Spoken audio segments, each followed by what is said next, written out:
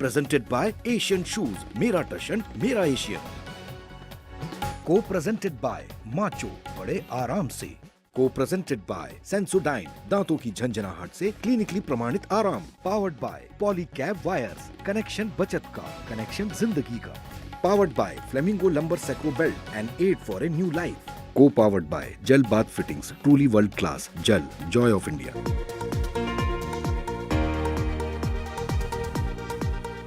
नमस्कार, आप देख रहे हैं खबरदार। मैं हूं आपके साथ चित्रा त्रिपाठी। खबरदार में आज हम पश्चिम बंगाल की सबसे पहले बात करेंगे। पश्चिम बंगाल में चुनाव होने तक कितने बवाल होंगे, राजनीति का कितना रक्त चरित्र दिखेगा। टीएमसी और बीजेपी के टकराव में ये सबसे अहम और बड़े सवाल हैं, क्योंकि ये टकराव अंतहीन हो चुके हैं। जमीन पर जिस तरह से राजनीतिक हिंसा हो रही है, उसमें सवाल है कि बंगाल की खूनी लड़ाई कहां तक जाएगी। और जिस तरह से मुख्यमंत्री ममता बनर्जी और टीम मोदी के बीच टकराव चल रहा है, उसमें इस सियासी लड़ाई के कितने मोर्चे खुल गए हैं और कितने और मोर्चे अभी खुल सकते हैं, ये भी हम आपको बताने जा रहे हैं। इसके बाद हम आपको पश्चिम बंगाल में बीजेपी की चुनावी रणनीति के बारे में बताएंगे। ये वो गेम प्लान है जिससे ममता बनर्जी बेचैन है।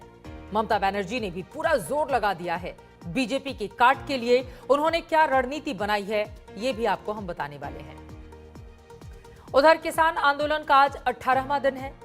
सबसे बड़ा सवाल यही कि आखिर ये आंदोलन कब तक चलेगा, क्योंकि ना तो किसान संगठन मान रहे हैं और ना ही सरकार कानून वापस लेने को तैयार है।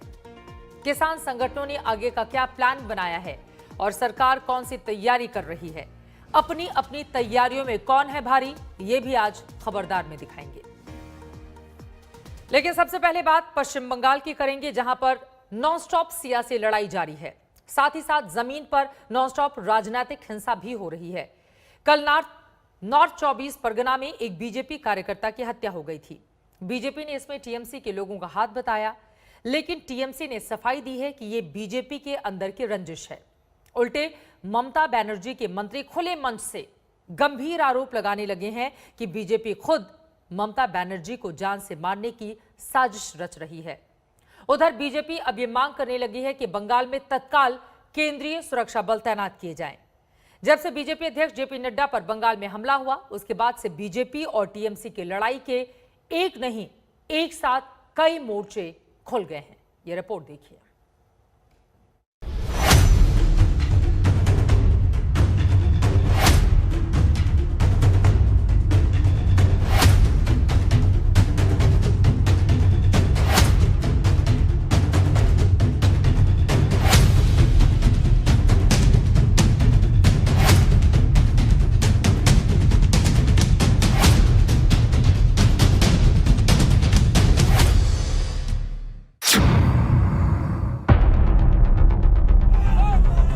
नॉर्थ 24 परगना में बीजेपी के कार्यकर्ता गुस्से में हैं। कार्यकर्ताओं ने पुलिस का घेराव कर दिया। हाल ही शहर में उनके एक साथी की पीट कर हत्या हुई। बीजेपी ने टीएमसी पर आरोप लगाए, पुलिस पर सवाल उठाए। हत्या लिंचिंग करने के बाद उनका बयान आता है कि ये इंटरनल लड़ाई है। 6 आदमी घायल हैं, 6 आदमी ही काम कर रहे थे, गृह संपर्क योजना में अपना पुस्तक बांट रहे थे और 6 आदमी ही मार खाए और उसके बाद इंटरनल की बात कहकर केस को लिपापोती कर दिया जा रहा है। ये बैरकपुर पुलिस कमिश्नरेट से नहीं, पूरे बंगाल के जो कुछ ऐसे पुलिस अफसर हैं जो ममता बनर्जी के तलवे चाट रहे हैं और बंगाल में अशांति का वातावरण कायम कर रहे हैं, भय दिखा रहे हैं, ताकि आने वाले दिन में चुनाव में कोई वोट देने नहीं निकले। बीजेपी बार बार आरोप लगा रही है कि टीएमसी के लोग उनके कार्यकर्ताओं को रोक रहे हैं, निशाना बना रहे हैं, हमले कर रहे हैं। हाल ही शहर में जिस सैकत भवाल नाम के कार्यकर्ता की हत्या हुई, वो डोर टू डोर कैंपेन कर रहा था। अभी तक क्या अपडेट है? ওটা ইনভেস্টিগেশন হচ্ছে। अरेस्ट कितने हुआ है अभी तक? 3 जन। 3 जन अरेस्ट हुआ। घटना किस लिए हुआ, कुछ पता चला? ওটা ডিটেইলস দেখা হচ্ছে সব কিছু।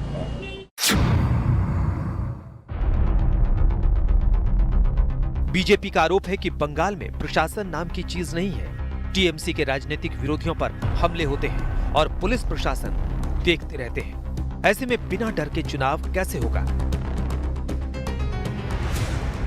लगता है कि उनकी ज़मीन खिसक गई तो आतंक के बल पर फिर से कुर्सी प्राप्त करना चाहते हैं। मैं समझता हूँ कि बंगाल के संस्कार और संस्कृति में कहीं पर भी आतंक और भय नहीं होना चाहिए और हम चुनाव आयोग से प्रार्थना करेंगे कि लोग निर्भीकता से वोट डाल सकें और ये आतंक और हिंसा की राजनीति समाप्त हो, इसके लिए अभी से सेंट्रल फोर्स डिप्लॉयड करें। नया टकराव बीजेपी वर्सेस जेपी नड्डा के काफिले पर हमले के बाद शुरू हुआ है, जब नड्डा की सुरक्षा में चूक पर केंद्र सरकार ने बंगाल से रिपोर्ट मांगी, मुख्य सचिव और डीजीपी को तलब किया। गृह मंत्रालय ने सुरक्षा इंतजाम देखने वाले 3 आईपीएस अफसरों को सेंट्रल डिप्यूटेशन पर बुला लिया, लेकिन टीएमसी का आरोप है कि बीजेपी अधिकारियों को डरा रही है और केंद्र के आगे राज्य सरकार झुकेगी नहीं। The provisions are quite clear. Let's not take time over it. Provisions are IAS, IPS officers are governed by Article 312 of the Constitution. After they are selected, the IAS or IPS officers are given allotted states. They are made state cadres. JP Nadda पर हमले से TMC और BJP की लड़ाई का नया round शुरू हुआ और इस नए राउंड में राज्यपाल की एंट्री भी हो गई। राजनीतिक हिंसा और कानून व्यवस्था पर राज्यपाल और मुख्यमंत्री का टकराव पहले से चल रहा है। नरेंद्र मोदी सरकार कोनो गणतंत्र मानছেন না, কোনো রাজ্য সরকারের সীমাবদ্ধতা মানছে না, কোনো ফেডারেল স্ট্রাকচার মানছে না, কোনো সংবিধান মানছে না। বিজেপি সরকার যখন যা ইচ্ছে তাই করছে। मैडम, भारत एक है, भारत की आत्मा एक है, भारत की नागरिकता एक है। ये जो खतरनाक खेल है, कौन बाहरी कौन अंदरूनी, आप इसको त्याग दीजिए। आपने शपथ ली है उस संविधान के तहत काम करने की जिसका प्रियम्बल मैंने पढ़ा है। यदि अगर आप इस रास्ते से भटकती हैं तो मेरे दायित्व की शुरुआत होती है। बीजेपी लगातार ये साबित करने में जुटी है कि बंगाल में कानून का राज नहीं है, दीदी के राज में अराजकता है, इसलिए बंगाल में इतना बवाल हो रहा है। लेकिन टीएमसी का आरोप है कि ये उसकी वजह से नहीं, बीजेपी की वजह से हो रहा है। ममता के एक मंत्री ने बीजेपी पर बहुत बड़ी साजिश का आरोप लगा दिया। दिल्ली सरकार এবং বিশেষ করে বিজেপি পার্টি তারা উঠে লেগে পড়েছে। আমি অবাক হয়ে যাব না যদি কোনোদিন শুনে ওরা যদি না পারে তাহলে মমতা ব্যানার্জিকে খুন করবে, ওরা দেখবেন খুন করবে। আমি আজ ঘোষণা করে দিয়ে যাচ্ছি। इसका जनसमर्थन खत्म हो गया है, वो सिंपैथी की बात करते हैं। आज ममता बनर्जी जेल जाने की क्यों बात कर रही हैं? वो जानता है जेल जाना पड़ेगा इलेक्शन के बाद। बोलते हैं मुझे खून करने का साजिश हो रहा है। क्यों उसको खून करेगा आदमी? खून तो उनके लोग कर रहे हैं दूसरे को। बंगाल में अभी चुनाव को 4-5 महीने हैं, लेकिन बीजेपी और टीएमसी की खुली लड़ाई चल रही है। कैमरे पर नेता एक दूसरे पर गंभीर आरोप लगा रहे हैं, जमीन पर कार्यकर्ता एक दूसरे पर हमले कर रहे हैं, एक दूसरे की जान तक ले रहे हैं। कोलकाता से इंद्रजीत कुंडू और मनोज्ञा लोईवाल के साथ आज तक ब्यूरो। बंगाल में बीते 10 साल से टीएमसी का राज है। ममता बनर्जी को चैलेंज करने वाला कोई नहीं था, लेकिन बीजेपी ने खुद को ममता बनर्जी के सबसे बड़े चैलेंजर के रूप में तैयार किया और पिछले साल लोकसभा चुनाव तक वो बंगाल में नंबर 2 पार्टी बन गई। अब वो विधानसभा चुनाव में नंबर 1 पार्टी यानी बंगाल में सत्ता में आने के लिए जोर लगा रही है। बिहार की चुनावी जीत से बीजेपी के हौसले बुलंद हैं। बंगाल बीजेपी का अगला टारगेट है और इसके लिए वो एड़ी चोटी का जोर लगा रही है। बीजेपी के नेता लगातार कह रहे हैं कि बंगाल में 200 सीटें जीतना उनका लक्ष्य है। जेपी नड्डा और अमित शाह दोनों नेता हर महीने पश्चिम बंगाल का दौरा कर रहे हैं। जेपी नड्डा के बाद अब अमित शाह 20 दिसंबर को 2 दिन के दौरे पर बंगाल जाने वाले हैं। बड़े नेताओं के इन दौरों से सीधे मुख्यमंत्री ममता बनर्जी को घेरने की बीजेपी की नई रणनीति में दक्षिण बंगाल पर फोकस है, जो ममता बनर्जी का किला माना जाता है और जहां पर बीजेपी कमजोर है। ऐसे ममता बनर्जी कैसे बेचैन हैं और वो क्या तैयारी कर रही हैं, ये भी हम आपको बताते हैं। কোনদিন হোম মিনিস্টার চলে আসছে, কোনদিন ওই আরেকটা মিনিস্টার চলে আসছে, কোনদিন চারটা নাড্ডা ফাড্ডা ভাড্ডা গাড্ডা সব চলে আসছে একটা করে। আর তারা একা প্রোগ্রাম করবে আর কেউ করবে না। আর যেদিন তারা প্রোগ্রাম করবে লোক যদি না আসে তাহলে নিজে সাজিয়ে রাখবে যাতে নটঙ্কি করে ন্যাশনাল নিউজে ভালো করে দেখায় দেখো আমরা মেরেছি। আরে बीजेपी पर ममता बनर्जी का गुस्सा बढ़ रहा है। इस गुस्से में दीदी की बेचैनी भी समझी जा सकती है, क्योंकि बीजेपी ने उन्हें घेरने में कोई कसर नहीं छोड़ी। बीजेपी तो अब उनके किले में घुस गई है। 2 दिन पहले बीजेपी अध्यक्ष जेपी नड्डा के दौरे का टारगेट यही था। वो ममता बनर्जी की सीट भवानीपुर में गए, वहां डोर टू डोर कैंपेन शुरू किया। फिर ममता बनर्जी के भतीजे अभिषेक बनर्जी की सीट डायमंड हार्बर में सभा की। ऐसे बंगाल पर जिस तरीके से ममता जी की अराजकता वाली सरकार है और अराजकता के साथ साथ असहिष्णु इनटॉलरेंट सरकार है, उसकी तस्वीर हमको आज देखने को मिली है।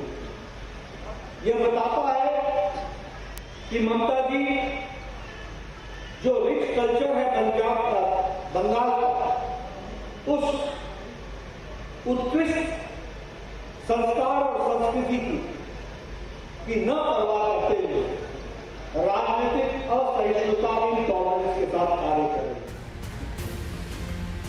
ममता बनर्जी को ऐसे ही घेरने के लिए हर महीने जेपी नड्डा और गृहमंत्री अमित शाह एक बार जरूर बंगाल जा रहे हैं। अब अमित शाह की बारी है, जो 19 और 20 दिसंबर को बंगाल जाएंगे। ममता के खिलाफ बीजेपी के पास मौका भी है और मुद्दे भी हैं। वो ममता बनर्जी के कामकाज के तरीके पर सवाल उठा रही है। टीएमसी के राज में कानून व्यवस्था और भ्रष्टाचार की बात कर रही है। तुष्टीकरण और घुसपैठियों का मुद्दा बीजेपी के पास पहले से ही है। इसमें विकास, राष्ट्रवाद और हिंदुत्व वाला चुनावी एजेंडा सुपरहिट है। इसी में ममता बनर्जी को बीजेपी घेरने की कोशिश कर रही है। इसी में ममता बनर्जी पर बीजेपी के नेताओं के हमले बढ़ रहे हैं। पश्चिमी बंगाल में लॉ एंड ऑर्डर कहीं दिखाई नहीं देता है। गुंडे सरेआम भारतीय जनता पार्टी जैसी बड़ी पार्टी के राष्ट्रीय अध्यक्ष के ऊपर पथराव करते हैं, पुलिस देखती रहती है। निर्धारित कार्यक्रम होने के बाद भी पुलिस को व्यवस्था करना चाहिए, पुलिस ने बिल्कुल व्यवस्था नहीं की। और मैं समझता हूं कि बंगाल अपनी पहचान खो रहा है, टीएमसी की गुंडागिर्दी के कारण, टीएमसी की हिंसा की राजनीति के कारण। मुख्यमंत्री ममता बनर्जी पागल हो गई है, तिलमिला गई है, बौखला गई है। उसे समझ में आ गया है कि ये भारत है, ये पाकिस्तान नहीं है जिस पर वो शासन कर रही है। ये भारत है और भारत की रक्षा करने के लिए भारत के लोग तैयार हो चुके हैं, हिंदू तैयार हो चुका है और वो मुंहतोड़ जवाब उसको देगा। बंगाल में भाजपा का शासन आएगा, हिंदुओं का शासन आएगा। बीजेपी ममता बनर्जी के लिए बड़ा सियासी खतरा बन चुकी है। इसे ममता बनर्जी अच्छी तरह से समझ रही है, इसलिए उन्होंने अपना किला बचाने में पूरा जोर लगा दिया है। वो बंगाल को बीजेपी से बचाव के नारे के साथ पूरे राज्य में रैलियां कर रही हैं। हर सीट पर टीएमसी की चुनाव से पहले कम से कम 2 रैलियां होने वाली हैं। ममता बनर्जी का फोकस अब उन जगहों पर है जहां बीजेपी मजबूत हुई है। पूरे बंगाल में ममता बनर्जी चुनाव तक करीब 600 रैलियां करने वाली है। बीजेपी दक्षिण बंगाल पर ध्यान दे रही है, तो ममता बनर्जी ने उत्तर बंगाल पर जोर लगाया है, जहां बीजेपी हाल के कुछ वर्षों में बहुत मजबूत हुई है। सोमवार से ममता बनर्जी उत्तर बंगाल के दौरे पर जा रही हैं, लेकिन ममता बनर्जी के लिए परेशानी कम होने के बजाय बढ़ती जा रही है। बीजेपी से भी बड़ी चुनौती तो वो लोग हो गए हैं जो ममता के करीबी रहे हैं और अब वो बगावत के मूड में हैं। इसमें फिलहाल सबसे बड़ा नाम टीएमसी के प्रभावशाली नेता शुवेंदु अधिकारी का है। शुवेंदु अधिकारी के एक करीबी कनिष्क पांडा को टीएमसी ने पार्टी से सस्पेंड कर दिया है। कोलकाता से इंद्रजीत कुंडू और मनोज्ञा लोईवाल के साथ आज तक ब्यूरो। चुनाव चाहे पश्चिम बंगाल जैसे बड़े राज्य का हो या फिर हैदराबाद के नगर निगम का हो या फिर कश्मीर में जिला विकास परिषद के चुनाव हों, बीजेपी कहीं भी अपनी पूरी ताकत लगाने में कमी नहीं छोड़ती। विपक्ष के लिए यही सीख है कि उनके राजनीतिक विरोधी जैसी तैयारी करते हैं, उस तरह की तैयारी वो भी करें। कश्मीर में जिला विकास परिषद यानी कि डीडीसी के चुनाव में बीजेपी के सीनियर नेता शहनवाज हुसैन और अनुराग ठाकुर मोर्चे पर हैं, जो वहां पर लगातार प्रचार कर रहे हैं। आज श्रीनगर की डल झील में बीजेपी ने शिकारा रैली निकाली। डीडीसी के चुनाव का आज छठा चरण था और अब बीजेपी कश्मीर घाटी में भी पैठ बनाने में पूरा जोर लगा रही है। आज की ये तस्वीरें 370 के बाद बदलते कश्मीर की गवाही भी दे रहे हैं। हम ये संदेश दे रहे हैं कि भारतीय जनता पार्टी के कार्यकर्ता डीडीसी चुनाव में देशभक्ति से शराबोर होकर यहाँ पर इकट्ठे होकर हम डल लेक में संदेश दे रहे हैं। यहाँ पर देश का झंडा भी है और हमारी पार्टी का भी झंडा है। हम ये संदेश दे रहे हैं कि भारतीय जनता पार्टी यहाँ डीडीसी का चुनाव डेवलपमेंट के मुद्दे पर लड़ रही है। हम टेररिज्म को हराना चाहते हैं, हम टूरिज्म को बढ़ाना चाहते हैं। ये चुनाव सिर्फ डेवलपमेंट के लिए है। जो लोग इधर उधर की बात करते थे, कहते थे यहाँ कोई तिरंगा उठाने वाला नहीं मिलेगा, तो आप देखिए कि यहाँ पर तिरंगा भी है और ये देखिए ये तिरंगा भी है और मैं तिरंगे को आसमान में लहरा रहा हूँ। यहाँ पर हमारे कार्यकर्ता तिरंगे को लहरा रहे हैं इसी डल लेक के अंदर। जम्मू कश्मीर के इस खूबसूरत प्रदेश में 70 सालों में पहली बार जिला परिषद के चुनाव हो रहे हैं, डीडीसी के चुनाव हो रहे हैं। ये अपने आप में एक बहुत बड़ा अवसर है जम्मू कश्मीर के सामने। जम्मू कश्मीर की आवाम ने आतंकवाद को नकार कर अवसर को और आत्मनिर्भर भारत को अपनाने का काम किया है। टेररिज्म को ना देकर टूरिज्म को बढ़ाने का काम किया है। इन्होंने इस चुनाव में, इस लोकतंत्र के उत्सव में बढ़ चढ़कर मतदान किया है, बुलेट को नकारा है, बैलेट को अपनाया है। ये अपने आप में एक बड़ा संदेश है उस गुमराह करने वाली ताकतों को, गुपकार गैंग को और सीमा पार से आतंकवाद को बढ़ावा देने वालों को। जम्मू कश्मीर की जनता ने नई लीडरशिप को उभारने का निर्णय लिया है। अब्दुल्ला मुफ्ती परिवार और गुपकार गैंग से मुक्ति पाने का निर्णय लिया है और डल लेक से डल और दल दोनों का संदेश जा रहा है। बीजेपी नेताओं के डल लेक से ये हुंकार कितनी सियासी सफलता उन्हें दिलाती है जम्मू कश्मीर में, इस पर भी रहेगी आज तक की नजर। इसी के साथ खबरदार में एक छोटे से ब्रेक के लिए हम रुकेंगे, लेकिन आगे आपको दिखाएंगे 18वां दिन है आज किसानों के आंदोलन का, लेकिन कल का दिन कैसे है सबसे ज्यादा महत्वपूर्ण बताएंगे। बाद में अब बात करेंगे किसान आंदोलन की। 18वें दिन भी किसान दिल्ली के बॉर्डर पर डेरा डाले हुए हैं। कोरोना का खतरा और गिरते पारे के बीच उनकी बड़ी लड़ाई जारी है। भारत बंद और सरकार के प्रस्ताव को खारिज करने के बाद कल किसान नेताओं ने अपने आंदोलन को और तेज करने का फैसला लिया है। इसकी झलक आज ही मिल गई। दिल्ली की तरफ किसानों का बड़ा जत्था राजस्थान से रवाना हुआ, लेकिन इसे हरियाणा बॉर्डर पर रोक लिया गया। उधर किसानों ने कल के प्रदर्शन के बारे में अपनी रणनीति सार्वजनिक की, जिसमें क्या करेंगे और क्या नहीं करेंगे वो साफ किया। तय किया गया है कि कल किसान शांतिपूर्ण प्रदर्शन करेंगे। दिल्ली समेत सभी प्रदर्शन स्थल पर किसान भूख हड़ताल करेंगे। मुख्यालयों पर विरोध प्रदर्शन होगा। इस दौरान किसान रास्ता बंद नहीं करेंगे। नेताओं का घेराव नहीं होगा, किसी सप्लाई को नहीं रोकी जाएगी। हम आपको ये भी बताएंगे कि सरकार ने किसानों के लिए क्या रणनीति बनाई है, कहां सरकार को आज कामयाबी मिली। ये सब कुछ आज तक की इस रिपोर्ट में देखिए।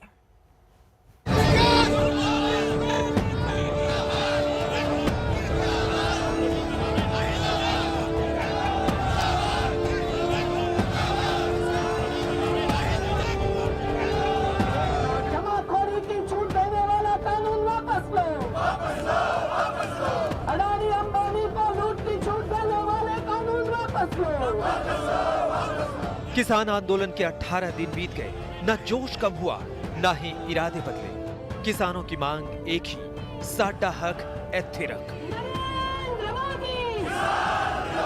ये सरकारी संगठन बुलवा के किसानों को बरगलाने का प्रयास किया जा रहा।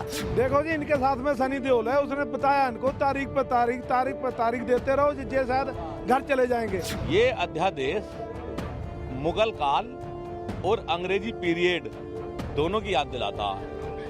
ये हक की लड़ाई है। भीषण ठंड के बीच दिल्ली की सीमाओं पर किसान डटे हैं। टेंटों, ट्रैक्टरों और ट्रकों में बैठकर, सड़कों पर बैठकर 2400 घंटे प्रदर्शन कर रहे हैं। किसानों की तादाद लगातार बढ़ती ही जा रही है। किसानों के जत्थे दिल्ली कूच कर रहे हैं। ये तस्वीर राजस्थान हरियाणा बॉर्डर के पास शाहजहांपुर की है।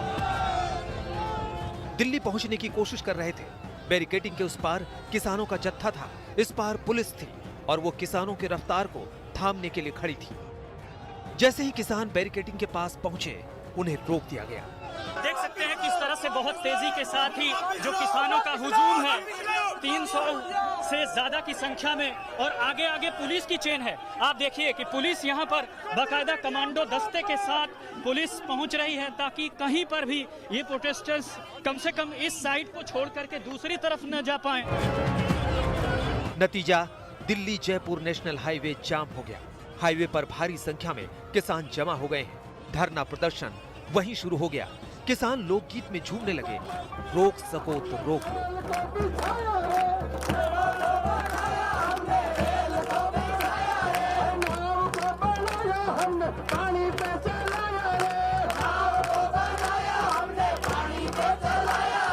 तुम अगर किसानों से डरते नहीं हो तो पुलिस को क्यों खड़े करते हो? जरा सामने आ जाओ तो देख लेंगे हम कैसा करते हैं।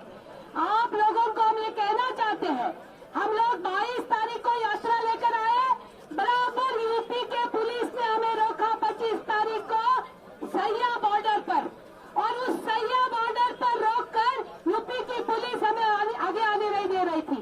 2 दिन नेशनल हाईवे नंबर 3 रोक के रखा और तब जाकर उन्होंने हमें आगे आने के लिए छोड़ा। जो किसान दिल्ली पहुंच गए, वो राजधानी के दरवाजे पर फरियाद लेकर बैठे हैं। सड़क ही घर है, रास्तों में ही रसोई है। कमाल तो ये है कि 18 दिन बाद भी किसानों में ना बेचैनी दिख रही है और ना ही हड़बड़ी। हर रोज किसान शिफ्ट में धरना देते हैं। 15 दिन बाद किसानों का एक जत्था घर वापस लौट जाता है तो दूसरा जत्था दिल्ली कूच कर जाता है। किसान बीमार पड़ने लगे हैं और उसमें वो जो बुजुर्ग हैं, वो अन्नदाता जो सैकड़ों किलोमीटर का सफर तय करके आ रहे हैं, वो इस दिल्ली की सर्दी में, खराब मौसम में अनियमितताएं और भी होती हैं रोज में, जिसकी वजह से बीमार पड़ रहे हैं। तो 15-16 दिन बाद उन्हें वापस भेजा जा रहा है, लेकिन एक जाते हैं तो उसकी जगह 3 पहुंच रहे हैं। किसानों का एक जत्था जाता है, उनकी जगह दूसरा यहाँ पहुंच जाता है। अभी तो देखना है कट पड़ेगा जी। अमृतसर साइड से ट्रली तुरी है 1000-1200 जी। ये बताइए कहाँ से लोग आए हैं? पंजाब के अलग अलग कोने से और हरियाणा की साइड, यूपी, मतलब पूरा जो किसानी वर्ग है सब ही आया है। पूरा हिंदुस्तान आएगा जी, किसानी वर्ग के किसान आएंगे। प्रदेश है जी। हम ये कानून रद्द कराना चाहते हैं, सरकार उस पे नहीं आ रही, इसीलिए हमने संघर्ष जो है थोड़ा तेज कर दिया है। आगे और तेज करेंगे। किसान हर हाल में तीनों कानून को रद्द करने से कम पर मानने को तैयार नहीं है। सोमवार से किसानों ने अपने आंदोलन को और तेज करने का फैसला किया है। कल सिंधु, टिकरी, पलवल और गाजीपुर सहित सभी नाकों पर किसान अनशन करेंगे। कल ही किसान जिला मुख्यालयों में धरना प्रदर्शन भी करेंगे। सारे संगठनों के अगुवा, सारे संगठनों के जो मुखिया लोग हैं, जितने भी संगठन इस आंदोलन से जुड़े हुए हैं, भूख हड़ताल रखेंगे सुबह 8 बजे से शाम के 5 बजे तक। जहां जहां भी जिस इलाके पे हैं, जो भी वहीं पे वो भूख हड़ताल रखेंगे। जो पलवल में है वो वहां पे रखेंगे, जो गाजीपुर में है वहां पे रखेंगे, जो टीकरी में है, जो यहाँ पे है वो यहाँ पे रखेंगे। किसानों के आंदोलन को लेकर दिल्ली में पुलिस ने अपनी तैयारी की फिर से समीक्षा की है। टिकरी बॉर्डर पर फ्रंट लाइन ड्यूटी पर आरएएफ के जवानों की तैनाती की गई है। उसके बाद आईटीबीपी और सीआरपीएफ की टुकड़ी लगाई गई है। साथ में दिल्ली पुलिस के जवान तैनात किए गए हैं। 7 लेयर की बैरिकेडिंग कर दी गई है, जिसमें सीमेंटेड बैरिकेडिंग भी शामिल है। सभी बैरिकेड्स को लोहे की जंजीरों से बांधा गया है। 7 बड़े क्रेन पुलिस ने खड़े कर दिए हैं। टिकरी बॉर्डर से तकरीबन 10 किलोमीटर दूर तक किसान बैठ चुके हैं, जिनकी संख्या 25,000 से ज्यादा है। इस वक्त मैं टिकरी बॉर्डर पे हूँ। आपको बताऊं, जिस तरह से एक के बाद एक किसानों की तादाद तमाम बॉर्डर्स पर बढ़ती जा रही है, तो दूसरी तरफ जवानों की तादाद भी यहाँ पर बढ़ती जा रही है। देखिए, टिकरी बॉर्डर है, बैरिकेड्स है, फ्रंट लाइन ड्यूटी पर है आरएएफ के जवान, पूरी तरह से जो अत्याधुनिक हथियार है उनसे लैस हैं, जबकि इनके ठीक पीछे मौजूद है आईटीबीपी के जवान। ये दूसरे लेयर की सुरक्षा में किसान लंबी लड़ाई के लिए लामबंद है। दिल्ली की घेराबंदी में रसद की कोई कमी नहीं है। किसान नेताओं को लगता है कि सरकार आसानी से उनकी बात मानने वाली नहीं है। आंदोलन लंबा खींच सकता है। सवाल उठता है कि अगर बातचीत का कोई नतीजा नहीं निकला तो दबाव बनाने के लिए किसान की हद क्या होगी। शाहजहांपुर से रामकिंकर, कमलजीत संधू और आशुतोष मिश्रा के साथ अरविंद ओझा, दिल्ली आज तक। 18 दिन से जारी प्रदर्शन के दौरान केंद्र सरकार और किसान नेताओं के बीच 6 राउंड की बातचीत हुई, लेकिन कोई नतीजा नहीं निकला। लेकिन आज सरकार को थोड़ी कामयाबी जरूर मिली है। शनिवार को राजनाथ सिंह और नरेंद्र सिंह तोमर के साथ बैठक करने वाले किसानों ने आज नोएडा दिल्ली बॉर्डर को खोल दिया। तो वहीं उत्तराखंड के किसानों ने कृषि मंत्री नरेंद्र सिंह तोमर से मुलाकात कर कृषि विधेयक को अपना समर्थन दिया है। ये दोनों ही खबर सरकार के लिए अच्छी है। वहीं किसान नेताओं ने इसे दबाव बनाने की रणनीति का हिस्सा बताया है। आज किसान नेता आंदोलन को हाईजैक करने वाले आरोपों पर भी नाराज दिखे। भारतीय किसान यूनियन के अध्यक्ष राकेश टिकैत ने किसान नेताओं को विवाद से बचने की सलाह दी है और उन लोगों पर नजर रखने को कहा है जो इस आंदोलन को बदनाम करने की साजिश रच रहे हैं।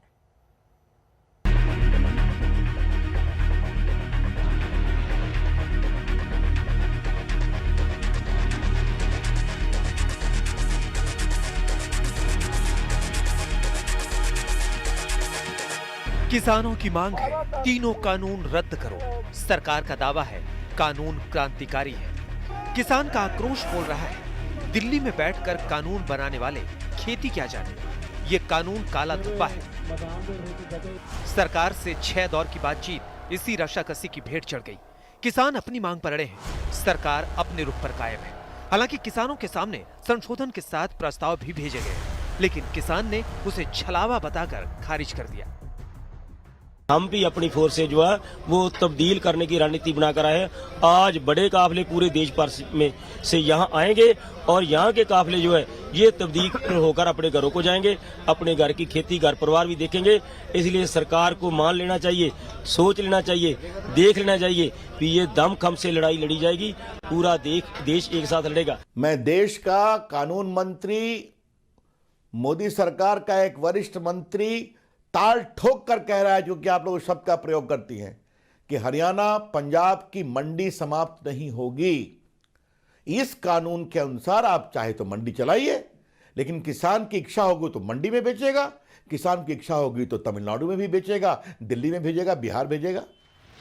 इस गतिरोध के बीच सरकार को एक कामयाबी तब मिली जब दिल्ली नोएडा सीमा पर चिल्ला बॉर्डर पर धरने पर बैठे किसानों के गुट के नेताओं ने शनिवार को रक्षा मंत्री राजनाथ सिंह से उनके आवास पर मुलाकात की। इस दौरान कृषि मंत्री नरेंद्र सिंह तोमर भी मौजूद थे। यूनियन ने 18 सूत्री मांगों का एक ज्ञापन सौंपा और धरने से उठ गए। 12 दिन से जिस रास्ते को बंद किया गया था उसे खोल दिया गया।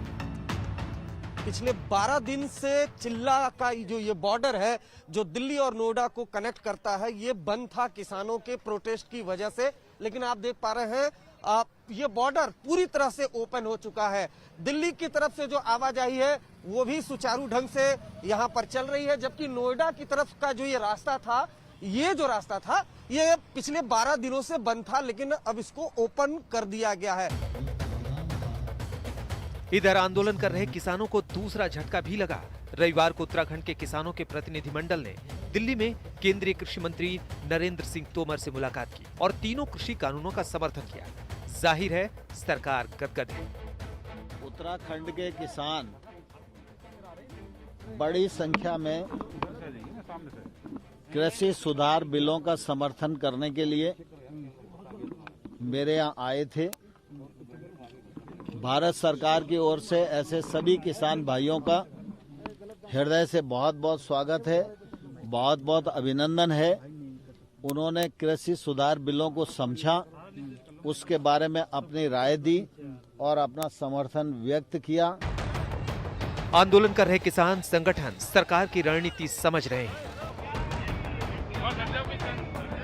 इसका इशारा तब मिला जब राकेश टिकैत ने किसानों को अपने बीच गलत तत्व पर नजर रखने की बात कही। दरअसल केंद्रीय मंत्रियों ने खुलकर आंदोलन को हाईजैक होने का आरोप लगाया था। सरकार का दावा था कि किसान आंदोलन माओवादियों और वामपंथियों के हाथों में चला गया है।